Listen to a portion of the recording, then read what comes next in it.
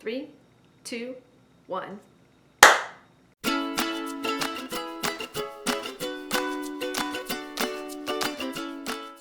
Welcome to The More You Know.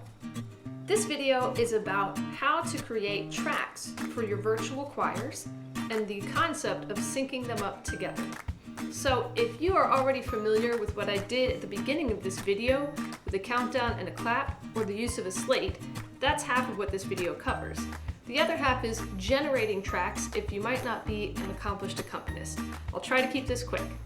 This is my 10th year teaching choir, and unfortunately the running theme every year is when kids start singing, I can't play the piano anymore. So I don't regard myself as an accomplished accompanist. And I don't want big mistakes that I make playing piano be something that hinders my students when they record for a virtual choir. So I use a program called Noteflight.com. This is an online-only resource. You can get similar things through MuseScore, Finale, and other music notation software, as long as it can generate an audio file of the track that you've created.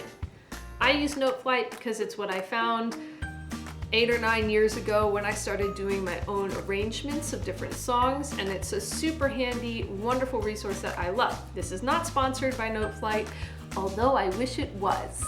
So when I use Noteflight to make an accompaniment track, I make a private score because I don't want to accidentally distribute any sort of copyrighted music all over the internet.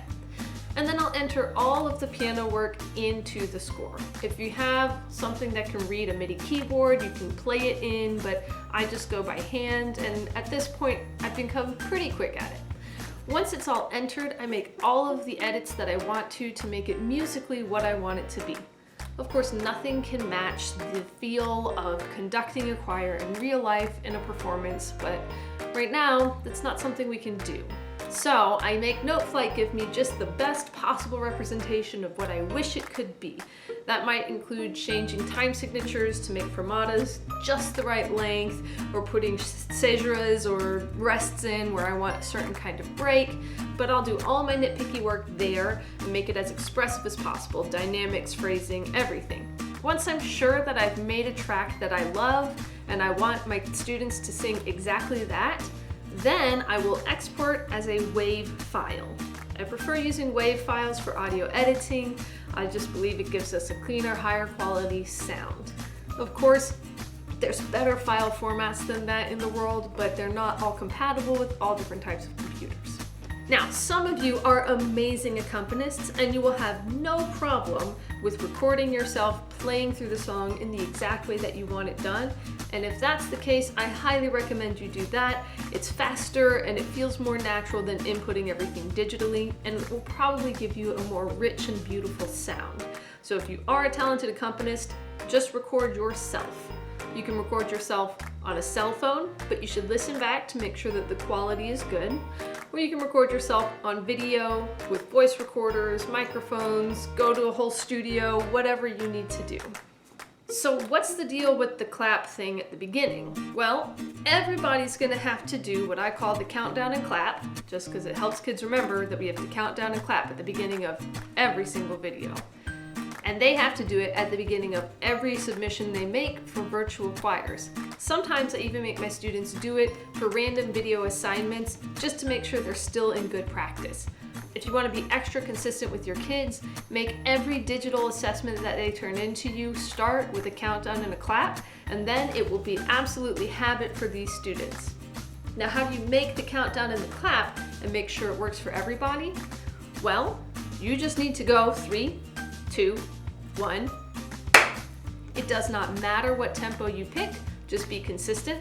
And I like to make sure that the clap is fingertips to palm and not palm to palm, because this makes a much better waveform in my audio editing software. It is very important that once you create your accompaniment track and you insert your countdown and clap at the beginning, that you use that exact combination of countdown and clap, followed by a pause, followed by your accompaniment track for every single track that you make for your students. Make sure every song is consistent to itself. So if I have 4 parts to record for a 4-part choir, Then each of those 4 parts will be based on that very first take I have of my countdown and clap, somewhere between 3 to 5 seconds of silence, and then my accompaniment playing through exactly how I intended it to be. The silence helps your students get into the persona they need to be for performing. We don't want to have the beginning of the video everybody taking their hands down from a clap. You want to give them enough time to put their hands down, take a deep breath, and get in an excellent posture and performing persona.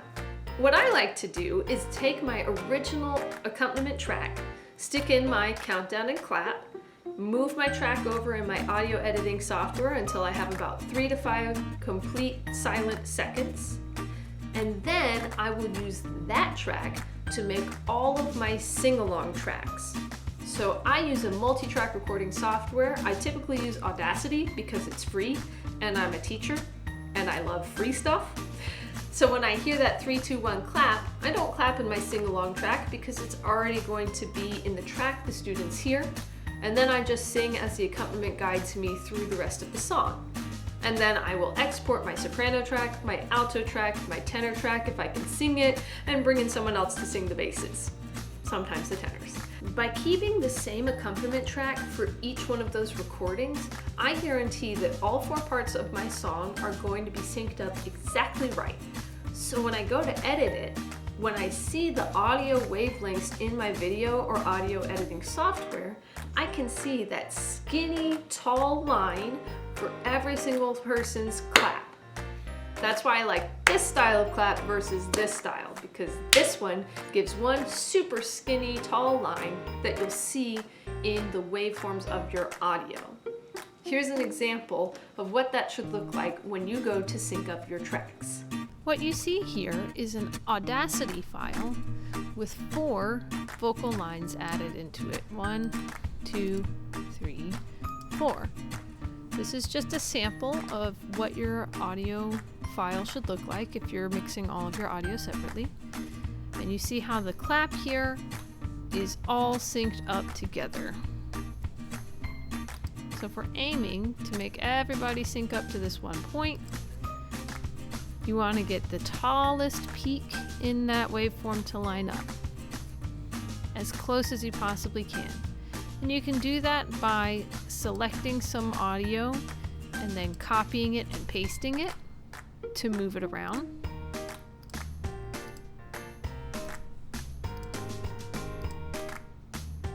Or you can do the same by deleting some audio to move it back.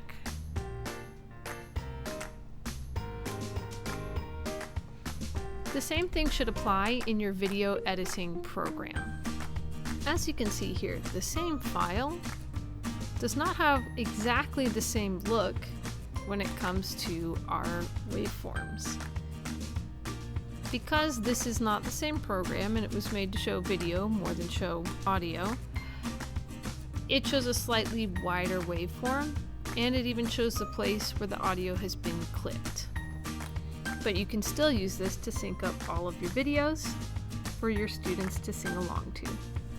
So as long as I've got all of these lines lined up within just barely 1/10 of a second of each other, everything's gonna fit from there on to the end of the song, barring any students who just have trouble staying on tempo, even with a track to help them out. Finally, I am a huge proponent of singing in your rehearsal and recording tracks. Singing for your students demonstrates good vocal technique, demonstrates the style you want them to sing in, and it gives them confidence because they feel like they're not singing alone. Singing alone can be really scary for a lot of our younger students or our new students, and some of our experienced students like choir because they don't have to sing alone. So let's give them that benefit as we're trying to navigate this crazy world of virtual performances. Thanks for watching. Check out the other videos in this playlist to learn more about what I've learned in creating virtual productions.